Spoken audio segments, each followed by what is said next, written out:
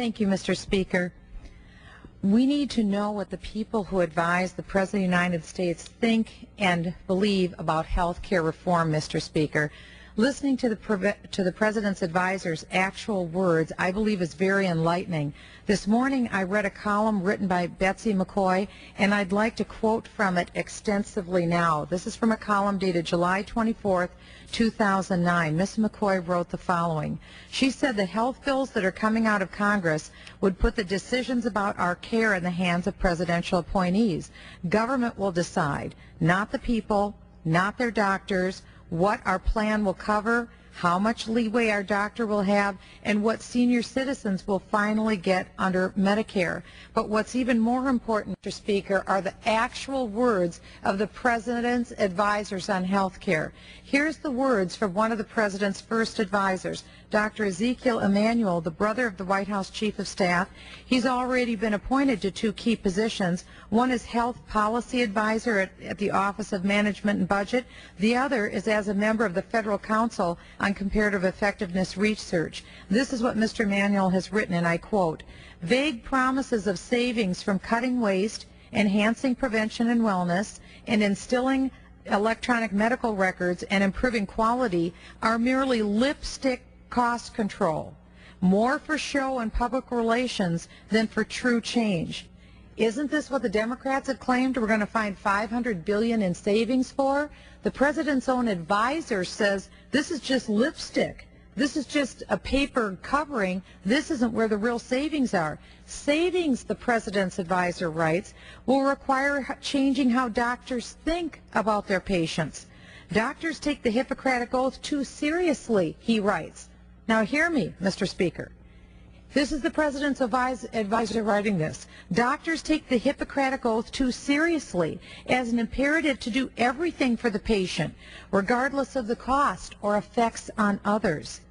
But that's what the people want their doctor to do.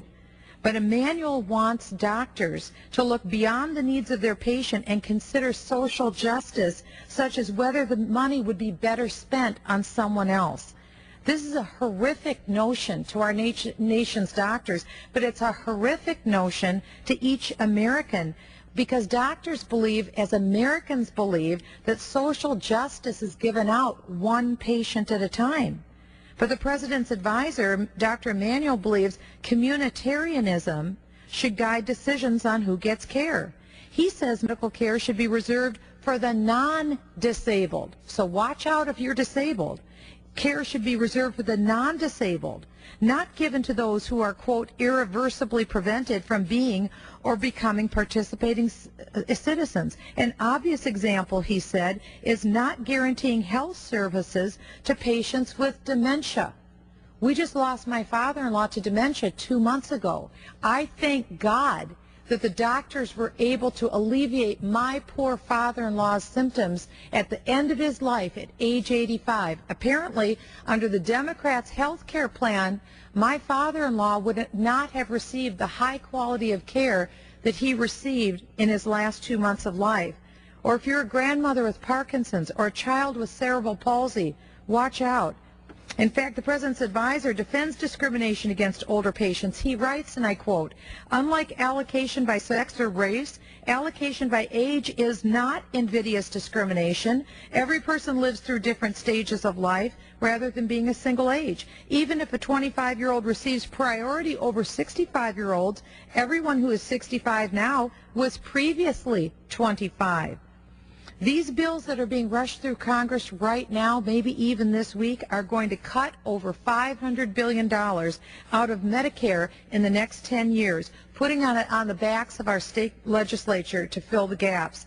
Knowing how unpopular these cuts are, the President's budget director, Peter Orszag, has urged Congress to delete their own authority over Medicare to a new presidentially appointed bureaucracy that will not be accountable to the public. The President's next advisor, Dr. David Blumenthal, he recommends that we slow medical innovation in order to control health spending.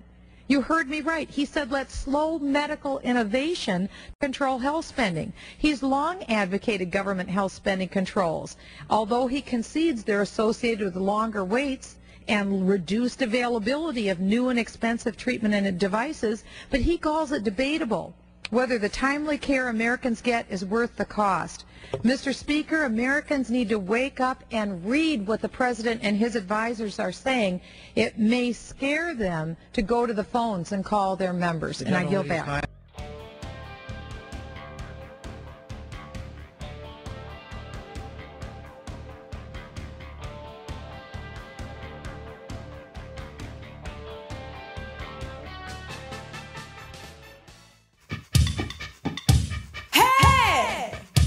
Is this my turn?